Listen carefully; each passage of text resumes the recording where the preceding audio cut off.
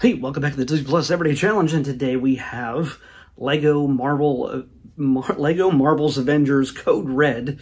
This is obviously an animated special. It's like 47 minutes long. It's from 2023, so it's not very old, and it's not canon. Just so you know, obviously there's certain elements in this that borrow from the MCU films, but we'll treat this as another corner of the multiverse, where we have two Captain Americas at the same time, not one passing the shield off to somebody else. I realize Endgame spoilers, but still, if you're watching this for some kind of opinion, the odds are you've already watched the Marvel films, including the Avengers Endgame film and the big finale that happened there. But you're also getting Natasha, you're getting a very alive, spoiler again, Black Widow, and you get Red Guardian from her movie. So yeah, it's a lot of different things going on here. He actually comes by to visit while the Avengers are battling the Red Skull. And there's a theme, there's a connection here. That's why it's called Code Red. We get the Red Guardian coming by and kind of babying Natasha a bit, treating her like a kid, wanting to have the dad-daughter bonding kind of thing. And she's like, "Oh, come on, Dad, let me grow up. Let me just be. I'm grown up now. I'm not a little kid anymore." It's, it's something that maybe little kids who this was made for might identify with. As they get older, they're not babies. Maybe they don't want to be treated as such by their parents, but at the same time, their parents, they have to come to an understanding with their parents, how to relate to each other and how to communicate to each other. That's kind of the gist of the main story in this, because it focuses mainly on Black Widow, and don't expect it to be Scarlett Johansson. No, nobody in this from the MCU has provided the voices of these characters. You'll honestly, if you've seen any kind of animated Marvel stuff, you'll recognize a number of different voices throughout this. And this is very spoilerish right here. So some of the characters we'll see appearing together. Yes, that is Wolverine, voiced by Steve Blum, who's played Wolverine in a number of other animated pieces. He's also the voice of Toonami on Cartoon Network, but he's also Zeb in Rebels. So basically what we get here is a kind of no MCU rules. This is not a matter of, hey, can we use Wolverine because, he's 20th Century Fox. No. I mean, yeah, sure, they already own 20th Century Fox by this point, but at this point, I think the rules are different for animation than it is live-action film. You've obviously seen some Avengers and X-Men working together in other animated shows, and Spider-Man and everything else, so the rules are not always the same when it comes to using the characters. But what you do get in this, when you have Wolverine making an appearance... Oh, I forgot to get it. Hold on a second.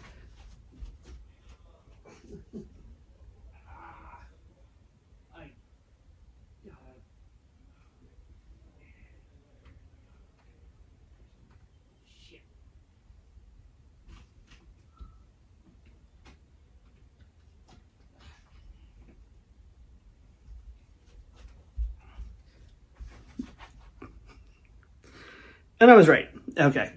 Yeah, that's me wasting a lot of time and you getting to look at the background behind me.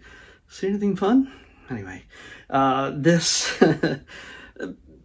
when suddenly characters go missing because of a common red theme, Red Skull goes missing, Red Ghost, yeah, deep cut, Red Ghost. Back when we were all afraid of communism and the Red Scare and everything else, most of the villains in 1960s comics, Marvel comics especially, were either radioactive or Russian. And, well, Red Ghost was one of them. He had apes at his disposal that fought the Fantastic Four. It was a whole thing. Anyway, when they realized that certain other characters are going missing, all but one, which happens to be Red She-Hulk, yeah, Betty. If you've read the comics, you know who I'm talking about. You may have never heard of her before unless you read the comics. I don't know, or watch the cartoons. I think the Hulk thing, by the way, Hulk is portrayed by Fred Tatasciore. I'm sure I mispronounced his name. I never hear his name properly, but he also does the voice in the Hulk, all the different Hulk things. But they go, oh, who can we get that will help track down Red She-Hulk? Well, this file number 268. Why is that number familiar to me? As soon as I heard it, I was like, oh, it's basically the Avengers are discussing it amongst themselves. And they're like, oh, well, we should get him to come in. Oh, that guy? Yeah, he's the greatest. Cap and Black Widow are having this conversation about how great he is, how they've hung out together. And then Hulk, once he realizes who it is, he's like, no, not that guy. And, well, it's Wolverine, of course. Why is this important? Because here's a World War II flashback issue comic, but it's actually issue number 268. Yeah, it's signed by Chris Claremont and Jim Lee. Yeah, he provided the art way back when. But yeah, that's my little nerdy aside. I'm sorry it took so long for me to get it off my wall. It was fairly securely mounted. Anyway, so they bring in Wolverine. And that opens up a lot of opportunities that we haven't gotten to explore yet in the MCU. And sure, we kind of have recently gotten a hint of some of that kind of experience with Wolverine. Whether we will ever see that or not is another thing altogether. Whether we will see Wolverine interacting with certain Avengers, big green ones, in a more full scenario, it remains to be seen.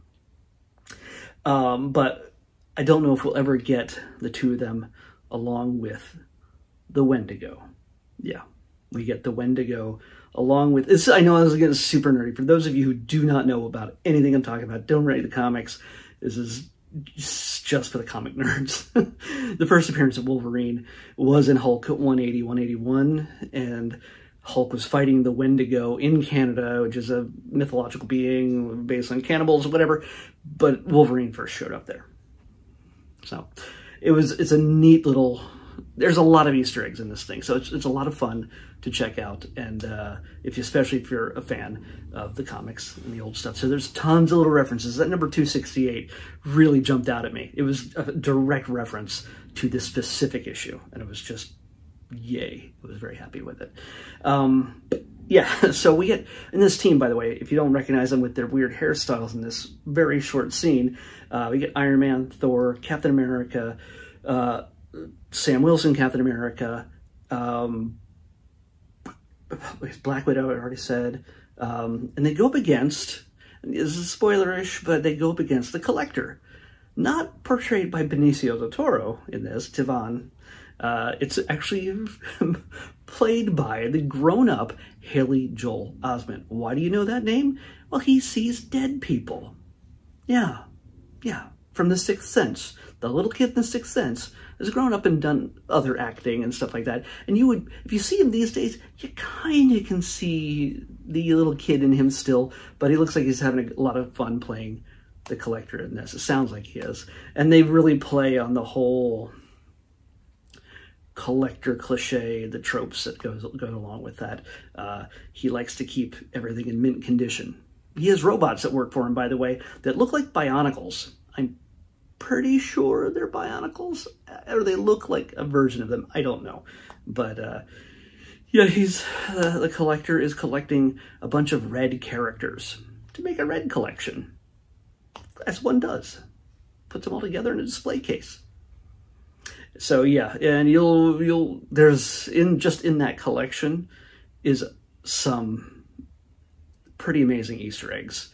Not just Marvel, but there's some little things that some people will appreciate. Little kids will appreciate too. So it's not just all grown-up nerdy stuff. But this is, yeah, it's a fun cartoon. And again, everything just is it's digitally animated, 3D.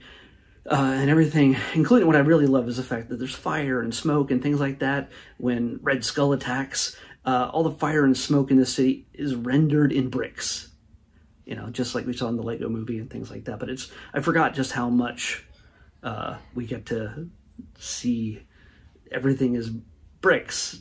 There's not just smoke in Legoland or wherever this world is. It's even the smoke is Legos. So that's super awesome. As a big Lego fan myself, Marvel fan, and this is just awesome. So, what else do I got to tell you about this? Will Friedle shows up in this. James Mathis the third is Black Panther. Will Friedle plays just a Hydra Goon, number 3. Like, it's kind of a strange thing. But yeah, there's a number of voices you might recognize in this. Roger Craig Smith and Mick Wingert play Captain America, Steve Rogers, and Iron Man, respectively, and they've played those characters in a number of different animated series for Marvel over the years. So you'll definitely recognize their voices if you've seen any of that stuff before. So I'm sorry about the dead air in the middle of the video. I do not do edits if I can help it, like, at least certainly not in the middle. So everything I do here is as natural and unedited and unfiltered for the most part. I try to not swear so much, but I try to keep it under control. Be a good guy. But yeah, and so you don't think that I'm just redoing parts of this so I can pick another number to see the things I want to see. Nope, whatever comes through in this thing, in this number selector right here, goes to a spreadsheet, and that spreadsheet tells me what I want to watch every single time, whether I want to watch it or not. That's what happens. So we're going to pick tomorrow's episode right now. 236. That is way down the list. 236. Wow. We finally have a movie after such a long time. The last few episodes, the last 2 weeks, it feels like it, have all been documentaries and shorts, which I don't mind, but we still have more documentaries than anything on this list. It's in the 80s still, and there's more to come, and there's some that will, you know, but movies also, we still have a number of left, but we're running low on shorts, so we'll see what Disney adds over the next quarter. But number 236 is my 13th year. So yeah, I finally get to see a movie again after so long. It takes a little bit more investment and time, but still, it's good to mix it up. My 13th year on the next Disney Plus Everyday Challenge. I'll see you back here tomorrow with that. Bye. Just so we're clear, it's just me. I can't read, apparently. It's the 13th year. My 13th year? It's even the T's. So yeah, this is one of those things where I said I don't try to edit or put things together. Guess what? I just did that now. So yeah, let's, yeah, it doesn't matter. It's the 13th year. It's a Disney Channel movie. I just checked it, and it is on here. So that's what we're watching next. The 13th year, the next Disney Plus Everyday Challenge, for real this time. I'll see you back here tomorrow with that.